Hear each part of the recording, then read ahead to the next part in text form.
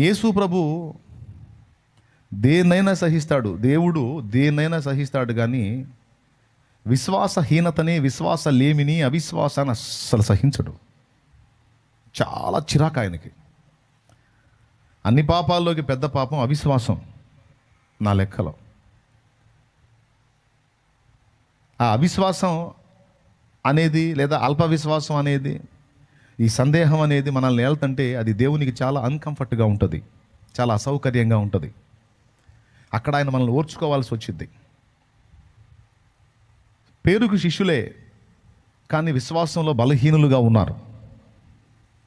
అందుకే డైరెక్ట్గా అన్నాడు, విశ్వాసము లేని తరము వారలారా, విశ్వాసం లేదు మీకు అన్నాడు. అంటే విశ్వాసము లేని వ్యక్తుల్ని దేవుడు సహించలేడు. మరి దేవునికి ఎవరు ఇష్టలు అవుతారంటే హెబ్రీ పత్రిక 11వ అధ్యాయం 6వ వచనంలో విశ్వాసము గలవారు దేవునికి ఇష్టలని ఉంది. విశ్వాసము లేకుండా దేవునికి ఇష్టడై ఉండటం అసాధ్యము. దేవునికి స్తోత్రం.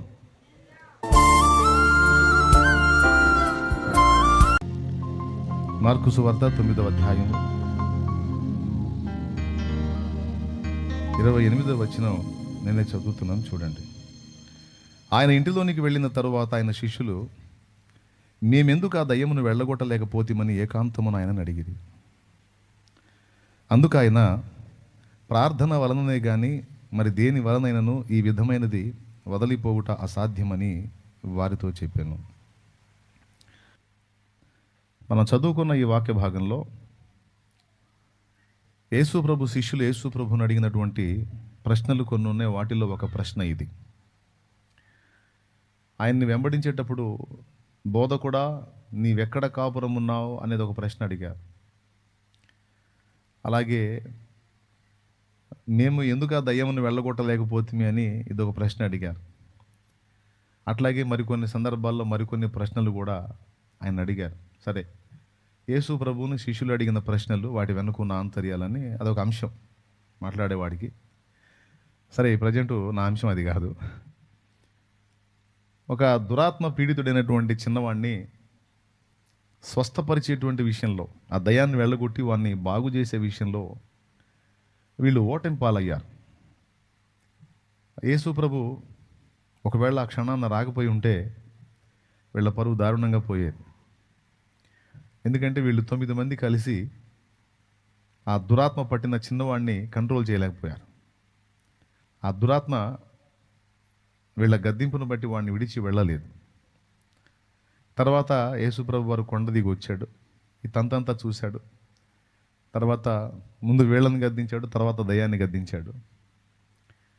విశ్వాసం లేని మూర్ఖతరం వారలారా, నేను ఎంతకాలం మీతో కూడా ఉంటాను, ఎంతవరకు మిమ్మల్ని సహిస్తాను, అని తీసుకొని నా దగ్గరికి అని గద్దించినప్పుడు తీసుకొస్తారు. తీసుకొచ్చిన తర్వాత మూగవైన చెవిటి దయ్యమా చిన్నవాడిని విడిచిపో అని ఆయన గద్దించినప్పుడు ఆ దయ్యం వాడిని వెలువెల్లాడించి పడద్రోసి వెళ్ళిపోతుంది. వాళ్ళు అనుకుంటారు చిన్నవాడు చచ్చిపోయాడని. కాదు, యేసుప్రభు అని చేయబట్టి లేపి తండ్రికి ఇస్తాడు. సో కథ సుఖాంతమైంది. యేసుప్రభు ఈ కార్యం చేసిన తర్వాత ఆయన ఇంట్లోకి వెళ్ళినప్పుడు, ప్రశాంతంగా ఉన్నప్పుడు, శిష్యులు ఆయన దగ్గరికి వెళ్ళి, ప్రభా మాకు సందేహం నైనా, మీరు ఒక మాట గద్దించగానే అది వదిలిపెట్టి వెళ్ళిపోయింది. మీరు కొండ మీద ఉన్నప్పుడు దాదాపు చాలా సమయం మేము తిప్పలు పడ్డాం, మొత్తుకున్నాం, కేకలేసాం బయలు ప్రవక్తల్లాగా. ఎన్ని తిప్పలు పడ్డా ఆ దురాత్మ వదిలిపెట్టి పోలేదు. ఎందుకని ప్రభా మేము దాన్ని వెళ్ళగొట్టలేకపోయామన్నారు. దేవుడు మనకు అందుబాటులో ఉంటాడండి.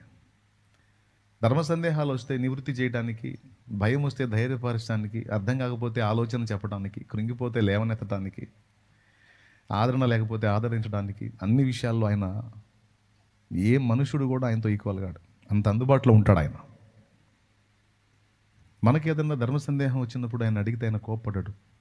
నాకు ఇది అర్థం కాలేదు తండ్రి, నాకు చెప్పవా అని నువ్వు కనిపెడితే దాన్ని కూర్చున్నటువంటి సత్యాన్ని తప్పకుండా నీకు బయలుపరుస్తాడు. అది ఏదైనా. ఆయనే ఇర్మియా గ్రంథం 33:3లో చెప్పాడు, నాకు మొర్ర పెట్టుము, నేను నీకు ఉత్తరం ఇస్తాను, నువ్వు గ్రహింపలేని గొప్ప సంగతులు నీకు స్పష్టపరుస్తానని. వీళ్ళు పసిపిల్లలాగా ఆయన దగ్గరికి వెళ్ళి అమాయకంగా అడిగినప్పుడు ఆయన వారిని విసిగించుకోలేదు, కోప్పడలేదు. ఇప్పటిదాకా బయట పరిచర్య చేసి వచ్చాను, పనికిమాలినోళ్ళారా, మీకు జాలి దయ లేదా, పొండి అనలేదు ఆయన. ఆయన వారిని చేర్చుకుని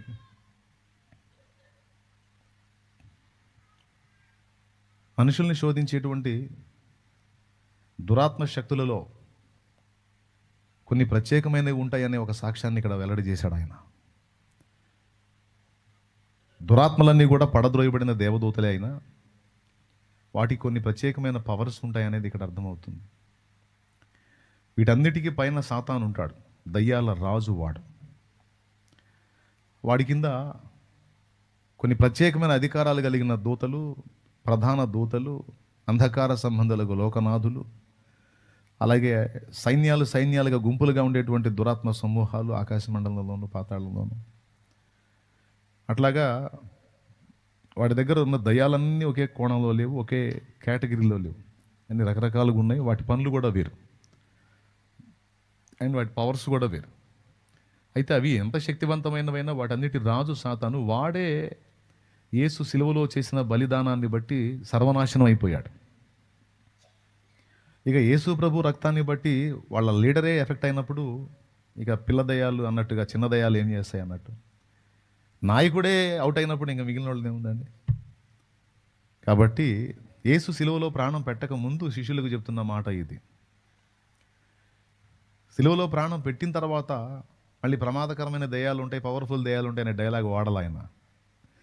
భూమి మీదను ఆకాశమందును పాతాళమందును సమస్తం మీద నాకు అధికారం ఇవ్వబడింది అని ఆ మాట మాట్లాడి, మీరు సర్వలోకానికి వెళ్ళండి, సర్వ సృష్టికి నన్ను గురించి ప్రకటించండి, మీకు ఎదురుండదు పొండి, ఎందుకంటే సర్వాధికారం మంది ఇప్పుడని ప్రభు సాక్ష్యం ఇస్తాడు. మత్తయి సువార్త 28వ అధ్యాయము 19-18 వచనాలు మీరు చూడవచ్చు, అక్కడ ఆ రిఫరెన్స్ ఉంటుంది.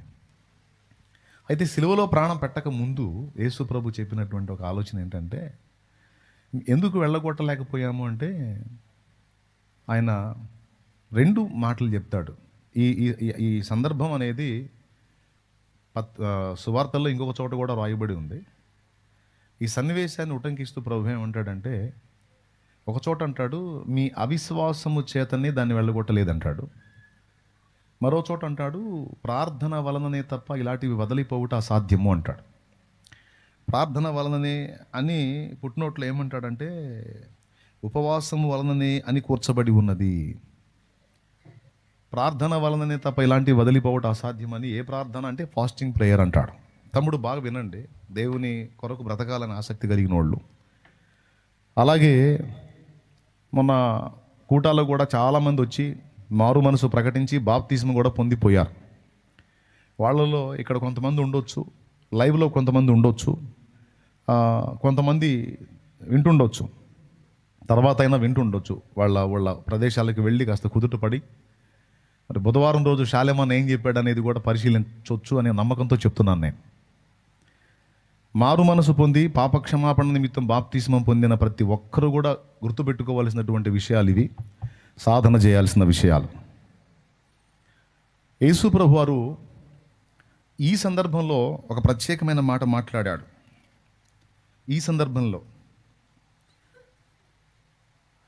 ఎంతకాలము నేను మీతో కూడా ఉందును, ఎంతవరకు నేను మిమ్మల్ని సహింతును అన్నాడు. సహించడం ఏమిటి అంటే, బాబా మిమ్మల్ని భరించలేకపోతున్నాను రా, నాకు చిరాకు పుడుతుంది అనే భావం తొణుకుతుంది ఆ మాటలో. అంటే యేసు ప్రభు వాళ్ళని సహించలేకపోతున్నాడు. ఎంతవరకు సహించాలరా బాబు మిమ్మల్ని అన్నాడు. యేసు ప్రభు అంత అసహనానికి గురైన కారణం వాళ్ళలో ఏముంది? Point number 1. రెండవది, ఎంతకాలము నేను మీతో కూడా ఉందుననే పదం కూడా వాడాడు. చూస్తారా? అదే మార్కు సువార్త 9వ అధ్యాయము, నేను 19వ వచనం చదవండి. 9-19 చదవండి. అందుకైన విశ్వాసము లేని తరము వారలారా, విశ్వాసము లేని తరము వారలారా, నేను ఎంతకాలము మీతో నుందును, నేను ఎంతకాలం మీతో ఉంటాను, ఎంతవరకు మిమ్మల్ని సహింతును. చాలు, ఎంతకాలం మీతో ఉంటాను, ఎంతవరకు మిమ్మల్ని సహిస్తాను అన్నాడు.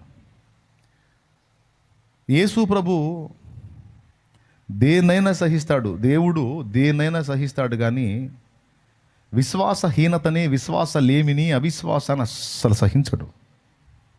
చాలా చిరాకు ఆయనకి. అన్ని పాపాల్లోకి పెద్ద పాపం అవిశ్వాసం నా లెక్కలో. ఆ అవిశ్వాసం అనేది లేదా అల్ప విశ్వాసం అనేది ఈ సందేహం అనేది మనల్ని ఏళ్తుంటే అది దేవునికి చాలా అన్కంఫర్ట్గా ఉంటుంది, చాలా అసౌకర్యంగా ఉంటుంది. అక్కడ ఆయన మనల్ని ఓర్చుకోవాల్సి వచ్చింది. పేరుకు శిష్యులే కానీ విశ్వాసంలో బలహీనులుగా ఉన్నారు. అందుకే డైరెక్ట్గా అన్నాడు, విశ్వాసము లేని తరము వారలారా, విశ్వాసం లేదు మీకు అన్నాడు. అంటే విశ్వాసము లేని వ్యక్తుల్ని దేవుడు సహించలేడు. మరి దేవునికి ఎవరు ఇష్టలు అవుతారంటే హెబ్రీ పత్రిక 11వ అధ్యాయం 6వ వచనంలో విశ్వాసము గలవారు దేవునికి ఇష్టడని ఉంది. విశ్వాసము లేకుండా దేవునికి ఇష్టడై ఉండటం అసాధ్యము. దేవునికి స్తోత్రం. ఏమన్నాడు? విశ్వాసము లేకుండా దేవునికి ఇష్టడై ఉండుట అంటే విశ్వాసం గలవాడు దేవునికి ఇష్టడు, విశ్వాసం లేనివాడు దేవునికి అయిష్టుడు. అయిష్టుడైనా కూడా వాడిని వెంటేసుకొని తిరగాలంటే కొంచెం సహనం కావాలి. అందుకు వాడాడు అన్నమాట. విశ్వాసం గలవారు నాతో ఉంటే నాకు హ్యాపీగా ఉంటుంది, కానీ ఈ విశ్వాసం లేని స్థితిలో ఉన్నాడు నా వెంట ఉంటే నాకు చాలా అసౌకర్యంగా ఉంటుంది, అయినా మిమ్మల్ని సహిస్తున్నాను నేను. ఎంతకాలం అట్లా విశ్వాసహీనులుగా ఉంటారనేది ఆయన గద్దింపు. ఎంతమందికి అర్థమైంది? నెంబర్ 1. నెంబర్ 2, నేను ఎంతకాలం మీతో కూడా ఉందని అన్నాడు. అంటే దాని అర్థం ఏంటంటే, పౌలు తిమోతితో అన్నట్టే ప్రభు అపోస్తలులతో అంటున్నాడు, అపవిత్రములైన ముసలమ్మ ముచ్చట్లను విసర్జించి దేవభక్తి విషయంలో నీకు నీవే సాధకం చేసుకో తిమోతి అని తిమోతికి రాసిన మొదటి పత్రిక 4వ అధ్యాయం 7వ వచనంలో పౌలు మహనీయుడు తన ఆత్మీయ కుమారుడితో అంటాడు. ఎందుకు ఆ మాట వాడాల్సి వచ్చిందంటే, ఆట్టే కాలం నేను నీతో కూడా ఉండను, జీవితంలో ఎదురయ్యే పోరాటాల్లో నీకు నువ్వే తలపడాలి, నీకు నువ్వే సిద్ధపడాలి, నీకు నీవే పోరాటాన్ని నేర్చుకోవాలి, విజయం సాధించే దిశగా నీ రెక్కల మీద నీవు ఎగరాలి. మొన్న నేను కూటాల్లో చెప్పాను, పక్షి ఎగురుకుంటా వచ్చి కొమ్మ మీద వాలింది. పక్షికి ఆధారం ఏంటి అంటే అందరూ కొమ్మ అన్నారు. కానీ పక్షి కొమ్మను ఆధారం చేసుకుని నిలబడినట్టే కనబడుతుంది, కానీ పూర్తిగా కొమ్మ మీద మాత్రం డిపెండ్ అవుతుంది. వేరే జంతువులు ఏమన్నా ఉంటే అవి కొండను ఆధారం చేసుకుంటాయి, ఆ కొమ్మను ఆధారం చేసుకుంటాయి. జంతువులు ఏమన్నా ఉంటాయి, పక్షి కొమ్మ మీద వాలిది కానీ కొమ్మను ఆధారం చేసుకోవద్దు, దాన్ని రెక్కలనది ఆధారం చేసుకుంటుంది. దేవునికి స్తోత్రం కలుగునుగాక. హల్లెలూయా. ఒక ఎలుగుబంటి కొమ్మ మీదకి ఎక్కింది అనుకోండి, ఎలుగుబంట్లు చెట్లు ఎక్కుతాయి. ఎలుగుబంటి కొమ్మ మీదకి ఎక్కింది అనుకోండి, కొమ్మ విరిగింది అనుకో, ఇకేం లేదు, పాత బట్టల మూటబడ్డ దబ్బని పడిద్ది. కానీ పక్షి కాలి కింద కొమ్మ విరిగిందనుకో, పక్షికి ఏం కాదు. ఎందుకు తెలుసా? పక్షి ఎప్పుడు కూడా దాని రెక్కల్ని లైన్లో పెట్టుకొని ఉంటుంది. కాళ్ళ కింద ఆధారం పోతే వెంటనే రెక్కలతో ఎగరడానికి ప్రయత్నిస్తుంది, తను తాను సేవ్ చేసుకుంటుంది. ఈ మాట చాలా చాలా చాలా గుర్తుపెట్టుకోవాల్సిన విషయం. ఆడవాళ్ళు, మగవాళ్ళు, ఆత్మీయులు, సేవకులు, విశ్వాసులు, పరిశుద్ధులు అందరూ కూడా ఈ చిన్న ఎగ్జాంపుల్లో ఉన్న విలువైన సత్యాన్ని అందరూ కూడా హృదయంలో భద్రం చేసుకోవాలి.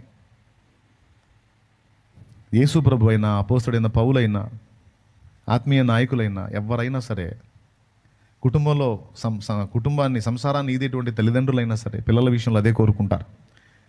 అరే ఇంత వాడివి అయ్యావు, ఎంతకాలం నువ్వు నా మీద ఆధారపడతావురా, అరే నువ్వు బ్రతకడం నేర్చుకోవాలరా, నీ కాళ్ళ మీద నువ్వు నిలబడాలరా. అంటే అర్థం ఏంటంటే, నువ్వు నా మీద నిలబడ్డావురా, నేను ఏ క్షణాన్ని విరిగినా నువ్వు ఇబ్బంది పడతావు, నీ కాళ్ళ మీద నువ్వు నిలబడటం నేర్చుకోవాలరా, నీ అంతటా నువ్వు బ్రతకటం నేర్చుకోవాలరా అని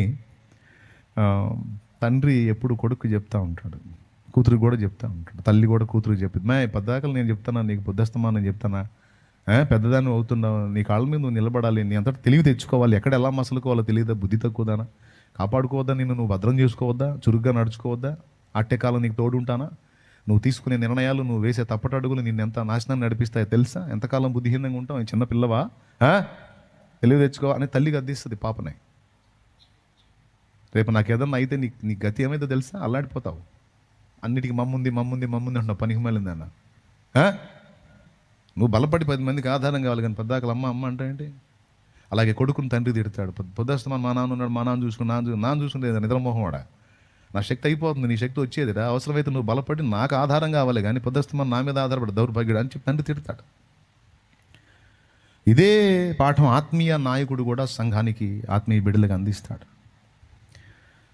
అన్నున్నాడు అంటే అన్నకి నువ్వు అందుబాటులోకి వచ్చినప్పుడు అన్న మాటలు నీకు అందుతాయి, కానీ అన్న నీకు అందుబాటులో లేనప్పుడు కూడా నువ్వు ఎగరగలగాలి. వచ్చారు మొన్న బాప్తిసం పొందారు, సంతోషంగా వెళ్ళిపోయారు. వెళ్ళిపోయిన వాళ్ళని ఇంకా నేను ఎట్లా చూస్తానండి, ఎట్లా కాపాడుతానండి, వాళ్ళంటే నేను ఎట్లా పడతానండి? నా రెక్కలతో ఎగురుకుంటా, నన్ను నేను సేవ్ చేసుకుంటా, నా భక్తి సాధన నేను జాగ్రత్త చేసుకుంటా, నా ఆత్మీయ జీవితాన్ని కట్టుకుంటా, నన్ను నేను ప్రొటెక్ట్ చేసుకోవడమే కష్టం. ఒక పక్క అలా చూసుకుంటా మళ్ళీ మిమ్మల్ని సెటరైట్ చేసుకోవడం నేను తిప్పలు పడుతున్నాను నేను. అలాంటిది ఇంకా అసలు అందుబాటులో లేకుండా పోయిన వాళ్ళ సంగతి ఏంది? అందుకే చెప్తున్నా ఈ సందేశం. మీరు ఏ ప్రాంతాల నుంచి వచ్చి రక్షణ బాప్తిసం పొంది వెళ్ళారో, ఇక్కడ ఉన్న వాళ్ళు ఎన్ని సంవత్సరాల క్రితం రక్షణ పొందారో, ఒక్కటే చెప్తున్నాను నేను, గుర్తుపెట్టుకోండి.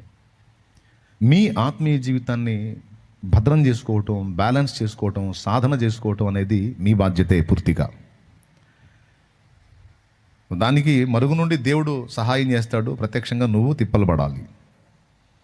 నీ వెంట బుద్ధస్తమానం ఉండి నిన్ను ఎంకరేజ్ చేసేవాళ్ళు, ప్రోత్సహించేవాళ్ళు ఎవరు ఉండరు నాయన. అవకాశం ఉంటే నిన్ను డిస్కరేజ్ చేసేవాళ్ళు, దిగజార్చేవాళ్ళు, భక్తి సాధన నుంచి వెనక్కి తిప్పడానికి ట్రై చేసేవాళ్ళే నీ చుట్టూ ఉంటారు, కానీ నిన్ను ప్రోత్సహించి ముందుకు నడిపించేవాళ్ళు తక్కువ. దొరికితే ధన్యుడు, దొరకపోయినా సరే నువ్వు ఎగరగలగాలి.